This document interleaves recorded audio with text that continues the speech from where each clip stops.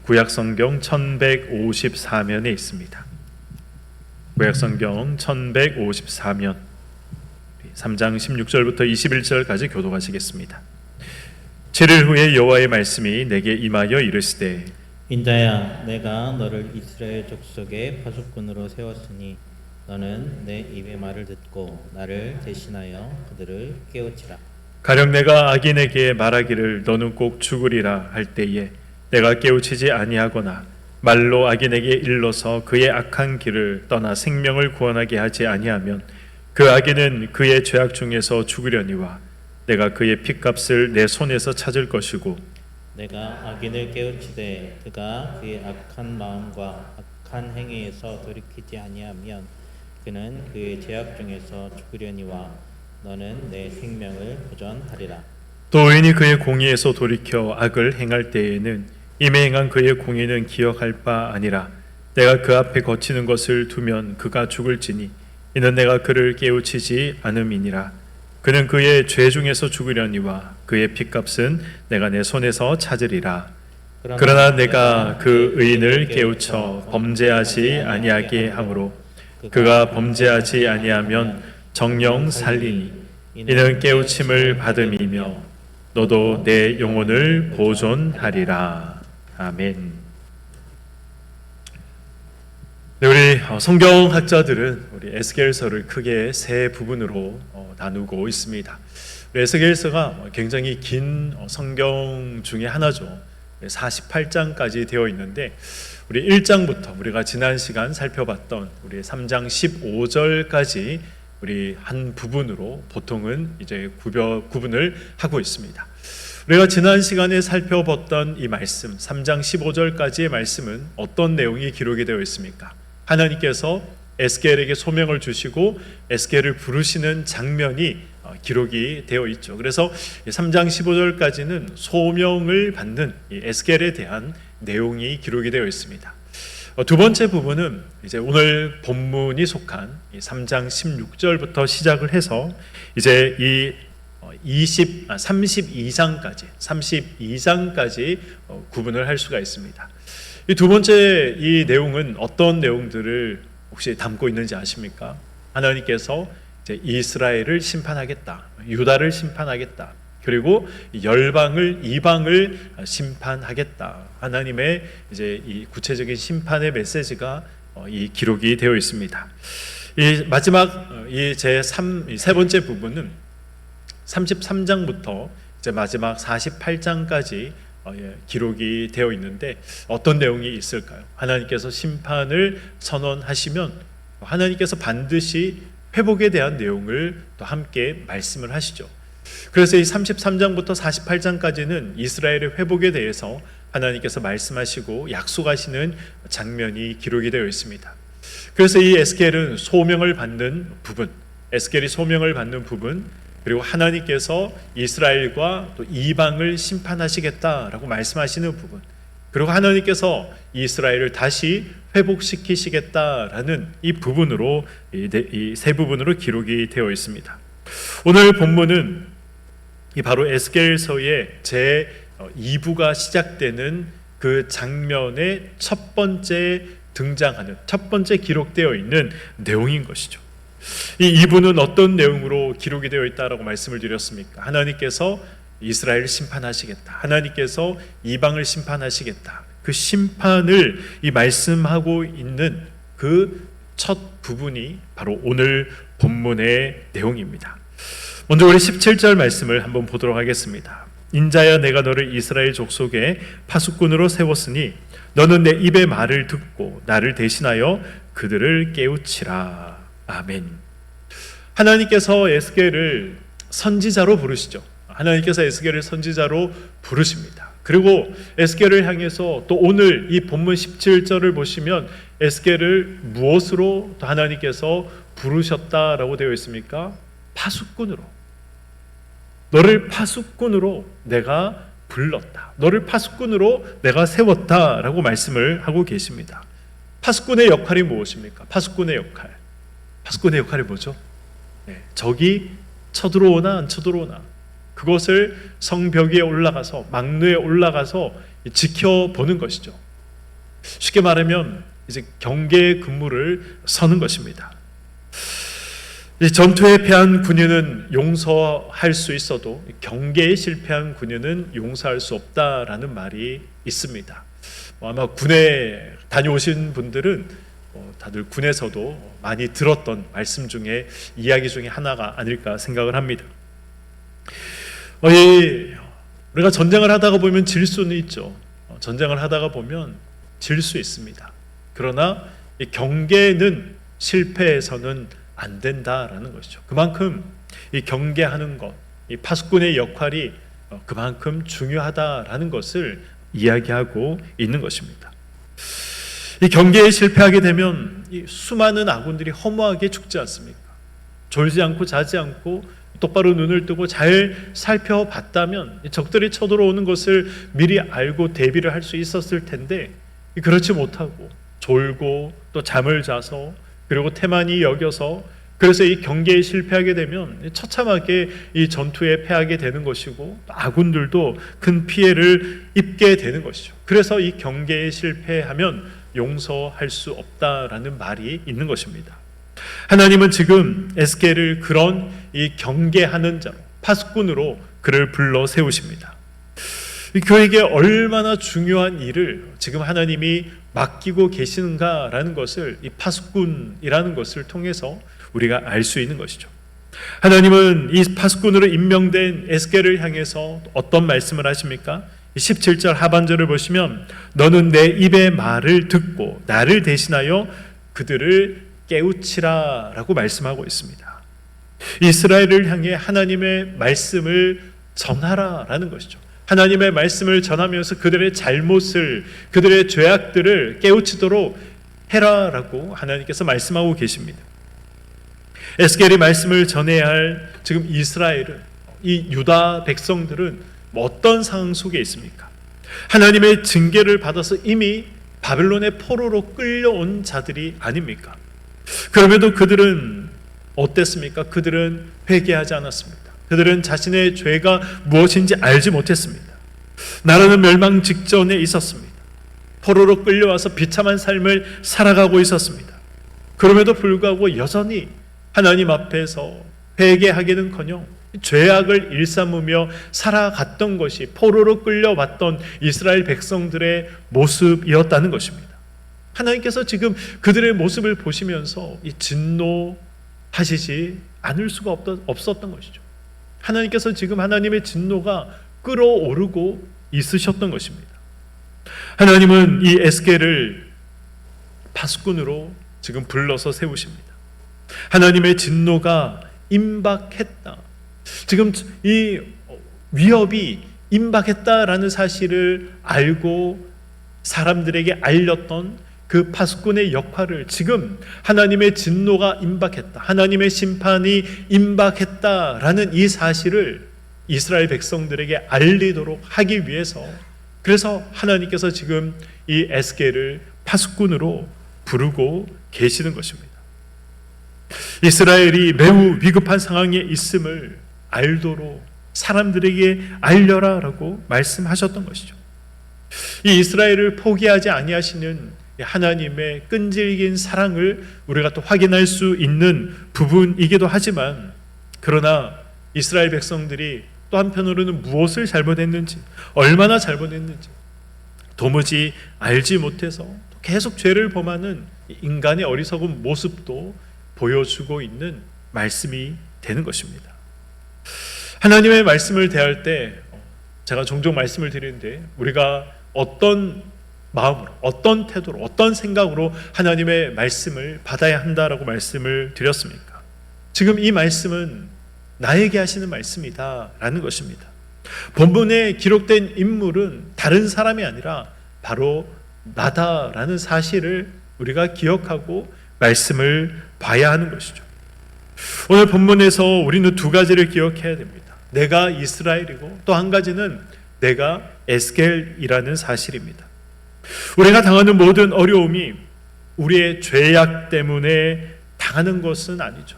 우리가 당하는 모든 환난과 우리가 당하는 모든 고통이 내가 지은 죄 때문에 당한다라고는 물론 말할 수가 없습니다.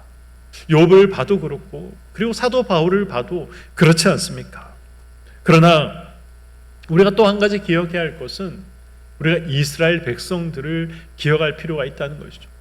이스라엘 백성들이 징계받을 때, 그들 어려움이 있을 때, 환난에 처했을 때 대부분은 그들이 죄를 범해서, 그리고 그 죄를 하나님 앞에 회개하지 않아서 여전히 하나님 목전에 악을 행했기 때문에 이스라엘 백성들이 징계를 받지 않습니까? 그것이 구약에 나오는 대부분 이스라엘 백성들이 어려움을 겪을 때 왜 그 어려움이 있는가 살펴보면 대부분은 그들이 하나님 앞에서 죄를 범했기 때문에 그랬다는 것이죠. 물론 하나님께서 우리가 신앙이 성숙한 자리로, 성장하는 자리로, 하나님의 영광을 위한 자리로 만들어 가시기 위해서 하나님께서 우리에게 어려움을 주실 때도 있습니다. 그러나 대부분은 또 우리가 하나님 앞에 죄를 범했기 때문에, 그래서 하나님께서 죄에서 돌이켜 돌아오라는 사인으로 우리에게 어려움을 주시고 환난을 주시고 고난을 주실 때가 있다는 사실을 우리가 잊지 않아야 하는 것입니다. 그래서 우리에게 어려움이 있다면 먼저 우리가 봐야 하는 것은 우리의 삶을 돌아봐야 하는 것이죠. 나의 삶 가운데 지금 하나님께서 기뻐하시지 않는 삶의 모습이 있는가? 지금 나의 삶 가운데, 나의 생각 가운데, 나의 마음 가운데, 나의 걸음 가운데 하나님께서 원치 아니하시는 말씀에 어긋난 그런 것들이 있는가? 내 욕심대로 하는 그런 부분들이 있는가?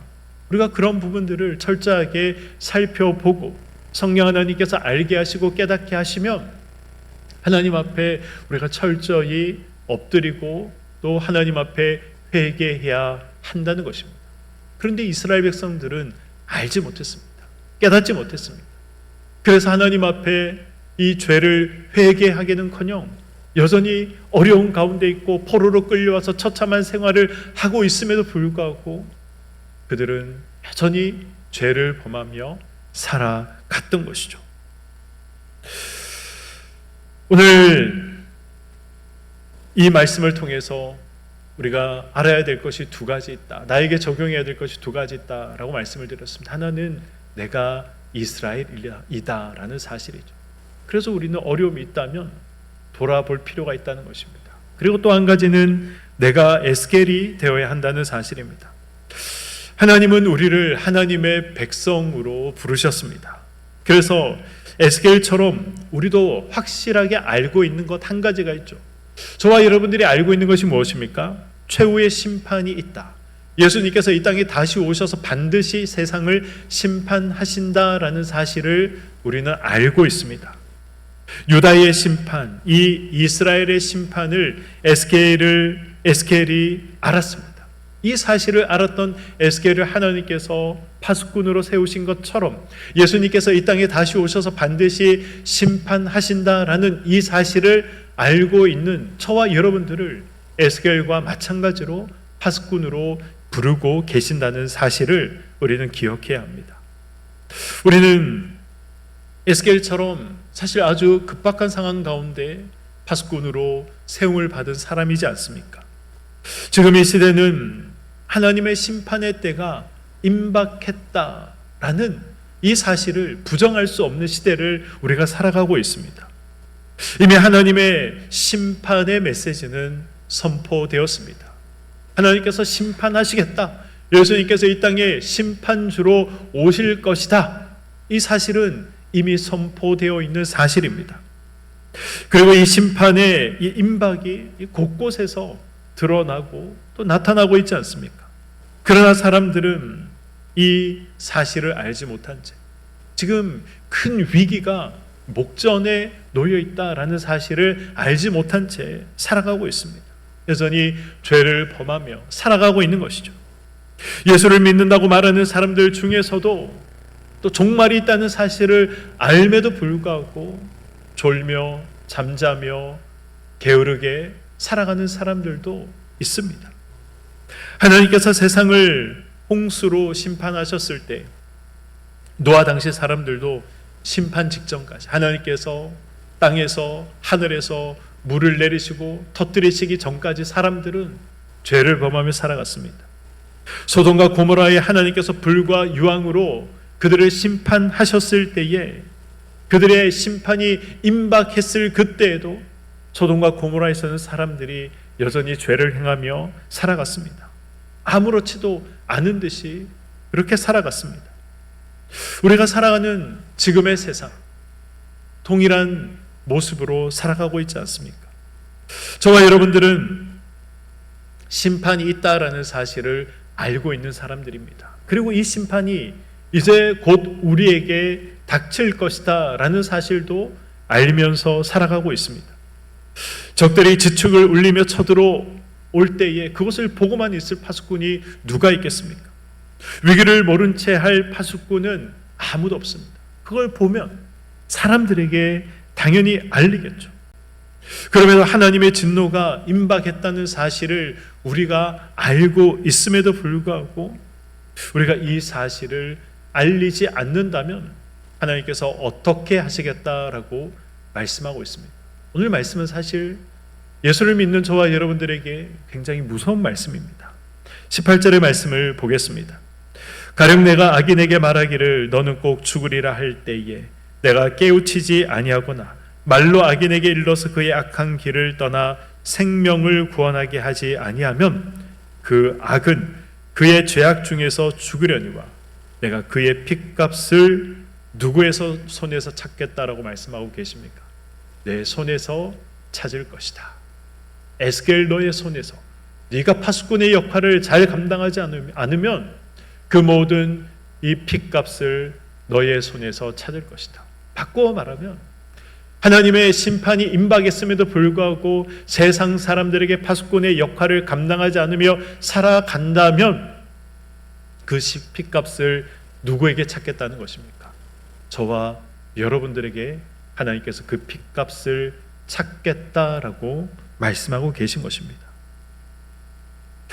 에스겔이 파수꾼의 임무를 다해서 이스라엘에 생긴 이 위기의 상황, 하나님의 심판이 임박했다라는 것을 증거했음에도, 파수꾼으로서의 역할을 감당했음에도 불구하고 만약 이스라엘 백성들이 듣지 않았다면, 아무 대비도 하지 않았다면, 그래서 그들이 멸망했다면 에스겔에게는 아무 책임이 없는 것이죠. 하나님의 심판이 있습니다.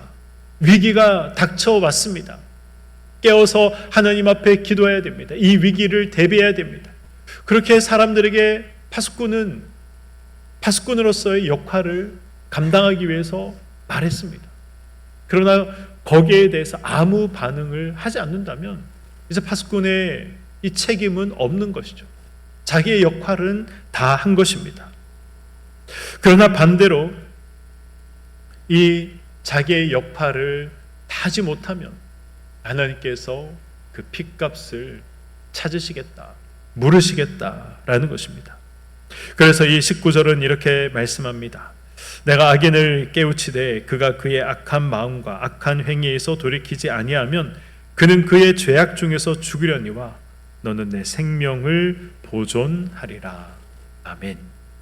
이 19절 말씀은 파수꾼이 감당해야 할 일을 감당하지 못했다면 그 책임을 물으시겠다라는 말씀과 반대되는 것이죠.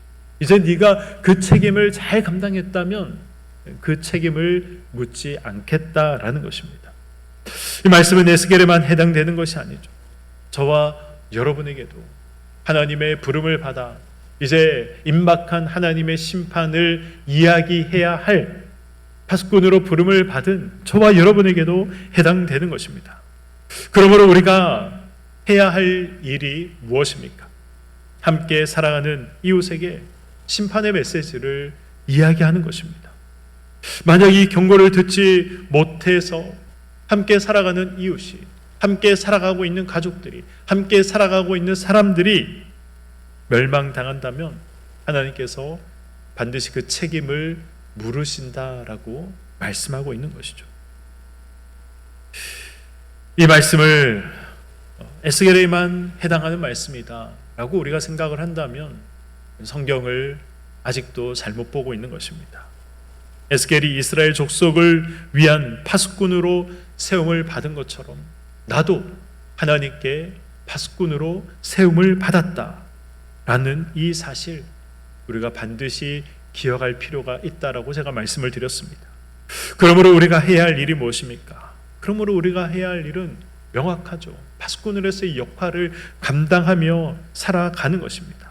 우리는 1년에 한 번씩 온 성도들이 파수꾼이 되어서 태신자 전도를 하고 있지 않습니까? 태신자 전도를 진행하고 있습니다. 태신자를 작정하고 태신자를 위해서 기도하고 태신자에게 복음을 전하고 예수를 이야기하고 예배의 자리에 초대합니다. 우리가 사실 해야 할 최소한의 것을 하며 우리가 지금 신앙생활하고 있는 것이죠.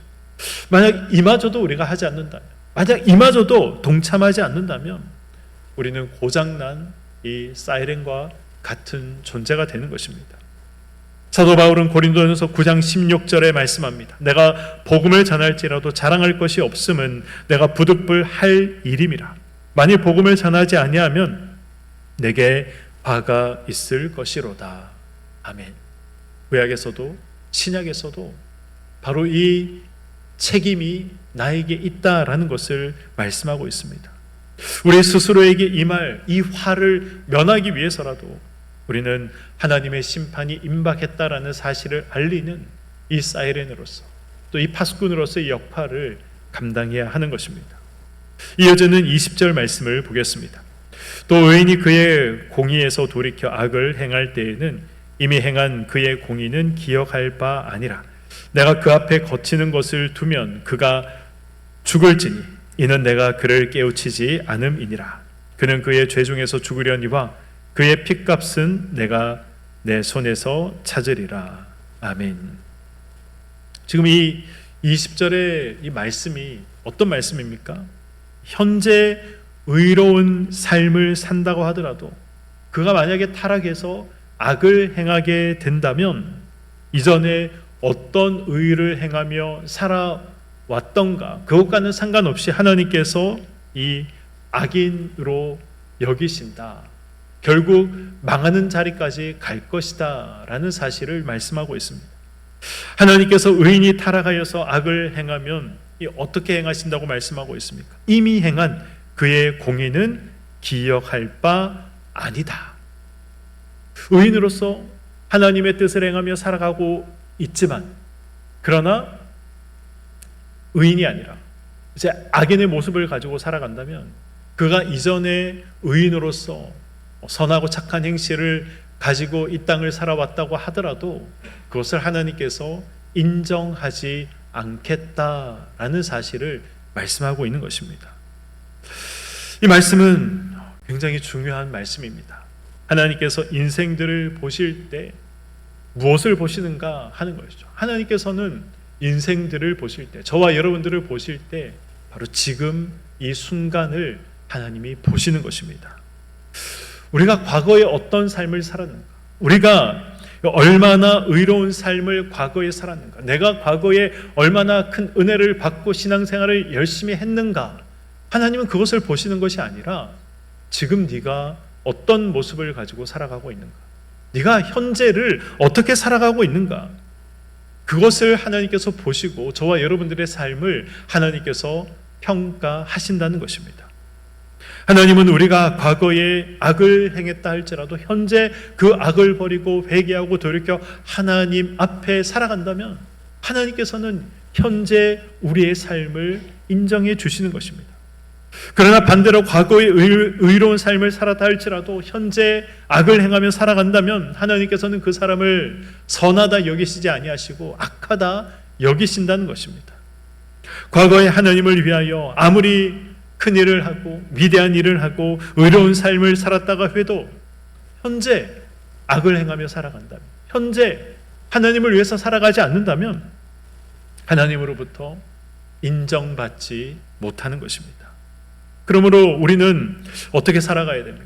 그러므로 우리는 지금 이 순간을 하나님 앞에서 살아가야 하는 것입니다.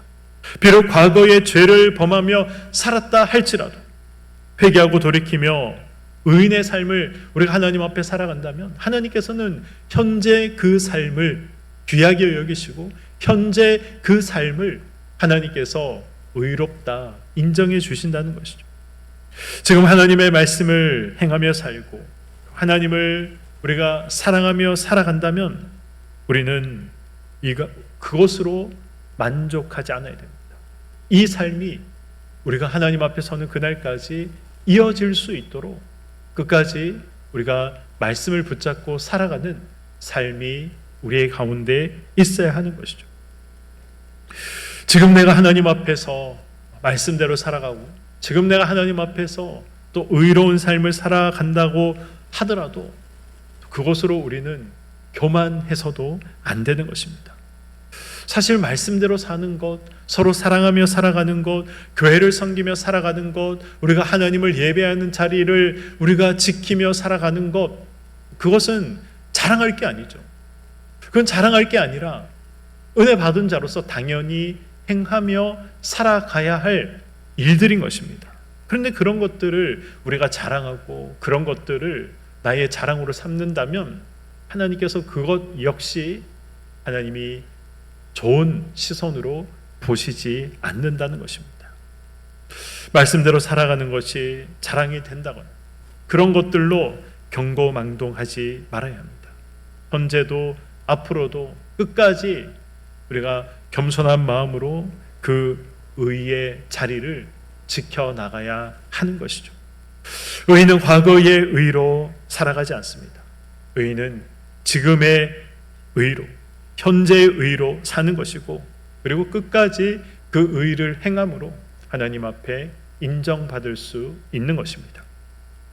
저와 여러분은 현재도 의를 행하고 그리고 앞으로도 의를 행해야 합니다. 바울 사도는 이와 관련해서 이 빌립보 교회 성도를 향해 이렇게 말씀합니다. 우리 빌립보서 2장 12절의 말씀입니다. 그러므로 나의 사랑하는 자들아 너희가 나 있을 때뿐 아니라 더욱 지금 나 없을 때에도 항상 복종하여 두렵고 떨림으로 너희 구원을 이루라. 아멘. 두렵고 떨림으로 너희 구원을 이루어 가라 라고 말씀하고 있습니다. 하나님께 받은 그 은혜를 우리가 소중하게 생각하고 간직해야 한다는 것이죠. 우리가 받은 구원이 얼마나 소중한 하나님의 은혜인가 선물인가 그것을 기억하고 우리가 이것을 놓치지 않기를 그리고 이 자리에서 우리가 떠나지 않기를 우리가 두렵고 떨리는 마음을 가지고 살아가야 한다는 것입니다. 우리가 이 사실을 기억하고 생각과 마음을 잘 지켜서 악이 우리 생각과 마음에 둥지를 틀지 못하도록 하는 삶을 살아가시기를 소망합니다. 선하고 의로운 일을 도모하고 한결같이 의로운 삶을 살아가고자 하는 그런 매 순간의 생각과 마음이 하나님 앞에 나아가는 그러한 이 통로로 연결이 될 수 있도록 살아가시는 저와 여러분의 삶이 되시기를 소망합니다. 오늘 말씀을 맺도록 하겠습니다. 하나님께서는 우리를 이 시대의 파수꾼으로 부르셨습니다. 우리가 해야 할 일은 그래서 사람들에게 외치는 것이죠. 이 경고하는 것입니다. 이제 곧 심판이 임한다. 반드시 하나님께서 예수 그리스도께서 심판주로 이 땅에 오신다라는 사실을 외치는 것입니다. 이것이 파수꾼으로 하나님이 우리를 불러 우리에게 부여해 주신 사명이요 임무인 것입니다. 이 임무를 제대로 행하지 않아서 사람들이 망하게 된다면 멸망받게 된다면 그 책임을 하나님께서 누구에게 묻겠다고 하십니까? 나에게 묻겠다라고 하십니다. 우리는 그 책임을 면할 수 없습니다. 우리에게 파수꾼으로서의 책임이 있다라는 사실 그리고 이 책임을 면할 수 있는 방법은 파수꾼으로서의 역할을 잘 감당하는 것 외에는 방법이 없다는 사실을 기억하며 살아가야 합니다. 그렇다면 파수꾼인 저와 여러분은 어떤 삶을 살아가야 합니까?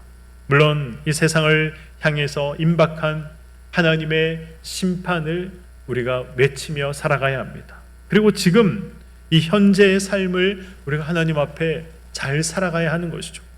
과거에 못난 삶을 살았던, 과거에 또 대단한 은혜를 받았던 그것과는 상관없이 지금 현재 하나님 앞에 나의 모습이 중요하다는 사실을 알고 우리는 살아가야 하는 것입니다. 하나님은 과거의 우리의 모습을 보시지 않습니다. 하나님은 지금 저와 여러분들의 모습을 보십니다. 그러므로 매 순간이 중요한 것이죠. 매 걸음이 중요한 것입니다. 매 순간 매 걸음 하나님 앞에 의인의 삶을 살아가는 것, 그것이 중요하다라는 이 사실을 오늘 성경은 우리에게 말씀하고 있습니다. 이 사실을 기억하시며 파수꾼으로서의 해야 할 일들을 감당하며 파수꾼으로서의 현재의 삶을 의인의 모습으로 살아내시는 저와 여러분들의 삶이 되시기를 주님의 이름으로 간절히 축원드립니다. 아멘.